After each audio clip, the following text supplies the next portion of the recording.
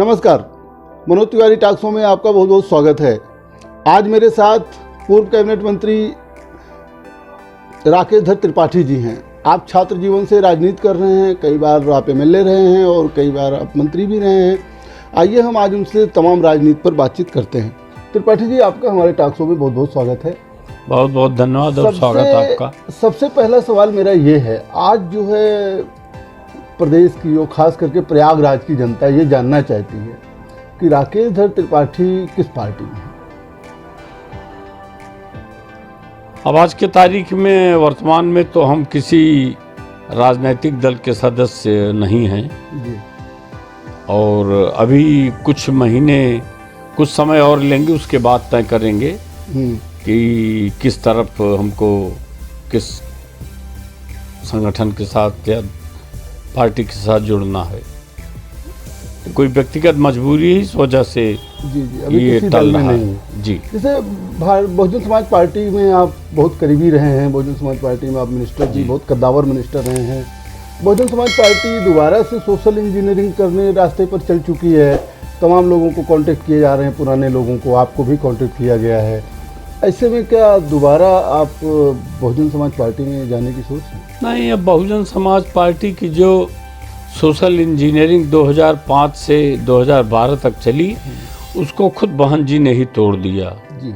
और आज अगर वह सोशल इंजीनियरिंग चला होता तो जो भारतीय जनता पार्टी ने सोशल इंजीनियरिंग अपनी बनाई या बीच के दिनों में समाजवादी पार्टी ने बनाई, इसकी नौबत ना आती। ऑलरेडी अपने आप बहुजन की ही सोशल इंजीनियरिंग चलती। क्या ऐसा उन्होंने तोड़ दिया? उसके कौन से सिद्धांत? 2009 के लोकसभा के चुनाव में जो उनका अपना निर्णय रहा है पार्टी में लोगों के प्रति और सवर्णों के प्रति, उससे बड़ा बिलगाव आया और सवर्ण अपने आप को ठगा महसूस करने लगा।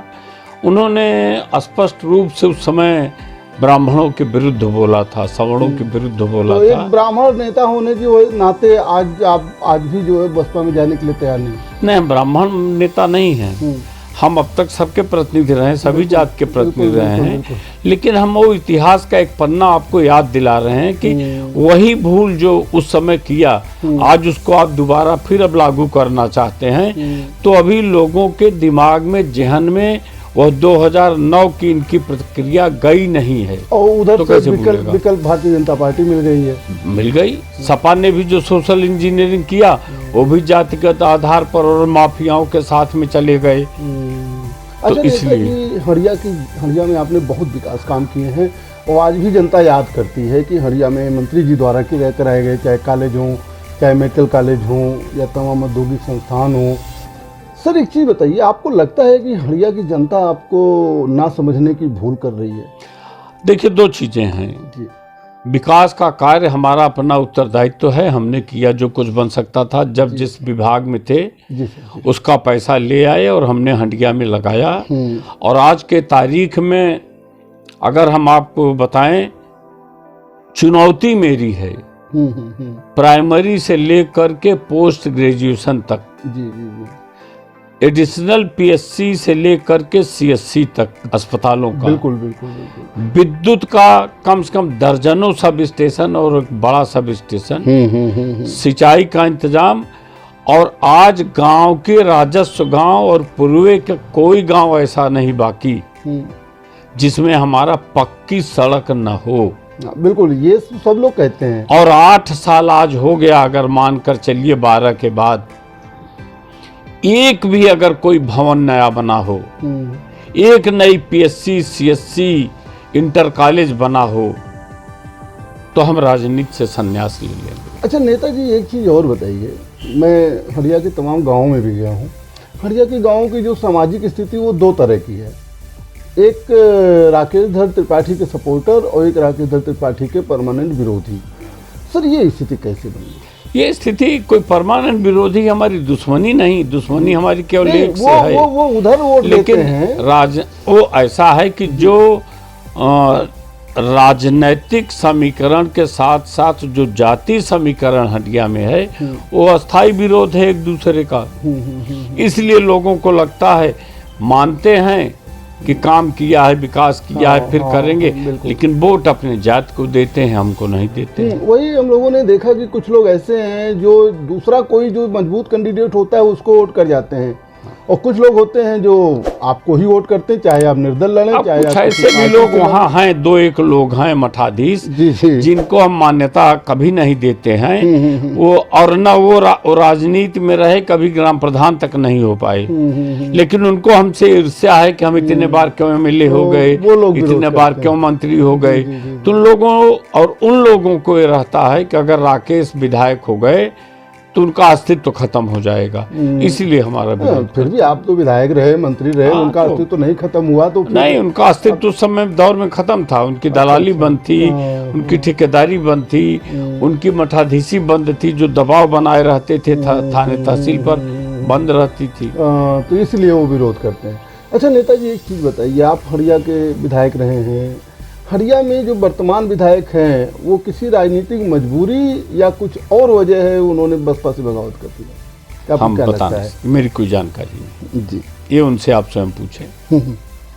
सर एक चीज़ और बताइए, पिछला चुनाव आपकी वाइफ जो है अपना दल यस के टिकट से लड़ी थी, और फिर बाद में पता लगा कि अपना दल यस में किसी भी कार्यक्रम में उनकी सहभागिता ना के बराबर रही, यानी आप लोगों ने अपना दल यस छोड़ दिया है, या जबकि हड़िया सीट जो है अपना दल यस के पास ही रहेगी, ऐसा मेरे सूत्रों ने बताया है। देखिए, तो अब अपना दल का और भारतीय जनता पार्टी का गठबंधन किस तरह से चलता है इस पर निर्भर करता है। तो क्या आपको डाउट और जहाँ तक हमने अपना बताया कि हम अभी किसी राजनीतिक दल में नहीं है, ये तो हमने आपको नहीं है सर, लेकिन आपके परिवार के पास ही, और वो भी धर्मपत्नी के पास। ये आवश्यक नहीं है, परिस्थितियां बदलती रहती हैं, परिस्थितियां बदलती रहती हैं, आगे भविष्य क्या है अभी कैसे कहा। अगर वो अपना दल यस को ही सीट रहती है बस भाजपा गठबंधन में, तो क्या दोबारा अपना दल यस से आप प्रयास करेंगे चुनाव लड़ने का? विचार किया जा सकता है, ये भविष्य पर निर्भर करता है। लेकिन एक बार अपना दल यस ने आपको टिकट दिया, हम अभी हमारा उनका कोई वो नहीं है, विरोध नहीं, साथ है, आने जाने सब में साथ रहते हैं, संगठनों में और ना साथ में हैं, हम उनके प्रचार में रहते हैं, उनके साथ रहते हैं, हमारा उनका साथ है। नेताजी एक चीज़ और बताइए, आप छात्र जीवन से राजनीति में रहे हैं, आज के दौर में आपने पुरानी राजनीति भी देखी है, आज की राजनीति आप देखें, आज की और पुरानी राजनीति में क्या बदलाव आ रहा है? हम बहुत बदलाव तो नहीं कह सकते, लेकिन ये ज़रूर है कि जो हमने देखा समय, जो इलाहाबाद के बड़े बड़े राजनीतिज्ञों को देखा, उनके साथ रहे, तब में और अब में एक तो राजनीतिक शिष्टाचार समाप्त होता जा रहा है, और दूसरा अब राजनीति एक तरह से आदमी शौक बस करता है, व्यापार बस करता है, धन उगाही के लिए करता है, माफियागिरी के लिए करता है, सेवा भाव नहीं रह गया है। सेवा भाव नहीं रह गया, और जनता में भी जो भावना है वो राजनीतिक भावना राजनीतिक व्यक्ति के प्रति नहीं रहती है, उस क्षणिक रहता है, समय के अनुसार बदलता रहता है। और जो राजनीति में छोटे बड़े का शिष्टाचार रहा है वो करीब करीब खत्म होता जा रहा है। तीसरा ये बड़ा बिंदु है कि जो सभी दलों के राजनीतिक लोग हैं, वरिष्ठ लोगों का तो बोलचाल आपस में नमस्कार आना जाना है, लेकिन जो नए निकल करके नौजवान आ रहे हैं इनमें आपस में कटुता है, समन्वय नहीं, ईगो प्रॉब्लम आ जाती है। महत्वाकांक्षी हैं, एक दूसरे को बड़ा नहीं समझते, अपने को ही बड़ा समझते हैं। सर आप शिक्षा मंत्री भी रहे हैं, आज के दौर में शिक्षा क्षेत्र में किन सुधारों की और जरूरत है? शिक्षा क्षेत्र में सच मानिए तो हम चाहे रहे हों चाहे ना हों, आज प्राइमरी से लेकर के विश्वविद्यालय तक शिक्षा में परिवर्तन की आवश्यकता है। ताकि ये नई शिक्षा नीति आई है, कुछ इससे उम्मीद बंधी है। आज का विद्यार्थी पढ़ना नहीं चाहता, केवल डिग्री चाहता है, वो दाखिला ले लेता है नकल के माध्यम से, लेकिन कॉलेज जाकर के अटेंड नहीं करना चाहता। वो ऐसा विद्यालय का चयन करता है जहां उसको नकल करने की प्राथमिकता मिले, वहां जाके एडमिशन लेता है, पढ़ने वाले विद्यालय में नहीं जाता है। अच्छा सर एक चीज और बताइए, आप तो सरकार में बहुत करीब से रहे हैं, आज भले सरकार में नहीं है लेकिन वर्तमान सरकार की तमाम चीज़ों पर आपका अध्ययन होता होगा। आज सरकार की योजनाएं, चाहे वो सामाजिक हों चाहे वो अस्थायी हों, जनता के लिए कितना हितकर है? न, जनता के लिए जो दो तरह का हमारा अनुमान है, ये असली जवाब तो किसी भारतीय जनता पार्टी के विधायक या राजनेता से आपको लेना चाहिए। जी जी। लेकिन जो समाचार पत्रों से और आप लोगों के मीडिया के माध्यम से जानकारी रहती है, सर आप किसी दल के नहीं हैं, वो इसीलिए प्रदेश के मंत्री भी रहे, लेकिन तो ये सच है कि जो स्थिरता राजनीति की रहनी चाहिए वो इस सरकार ने दिया है।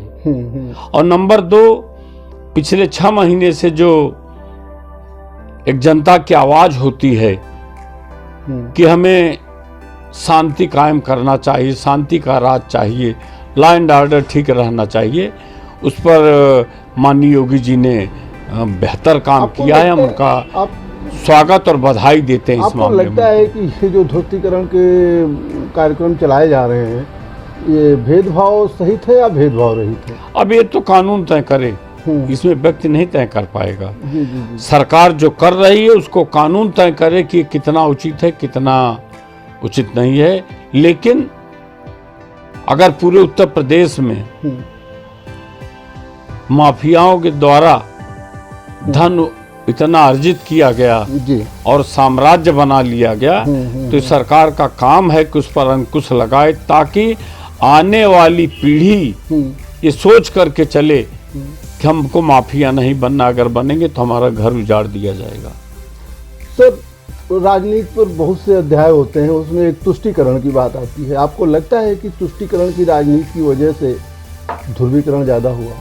बिल्कुल बिल्कुल। तो ये क्यों तुष्टीकरण कौन कर रहा था? ये तुष्टीकरण तो सच पूछिए तो जिन लोगों ने राज किया, कांग्रेस के लोगों ने राज किया, इन लोगों ने तुष्टीकरण को बढ़ावा दिया और खुलेआम आप इनको बढ़ावा देते रहे और दूसरे पक्ष को नहीं सुनते रहे, तो जनता में एक रिएक्शन पैदा हुआ, प्रतिक्रिया। इस तुष्टीकरण के प्रतिक्रिया स्वरूप ही ध्रुवीकरण हुआ। और आज ये ध्रुवीकरण लंबा चलने को उम्मीद है क्या? बिल्कुल चलेगा।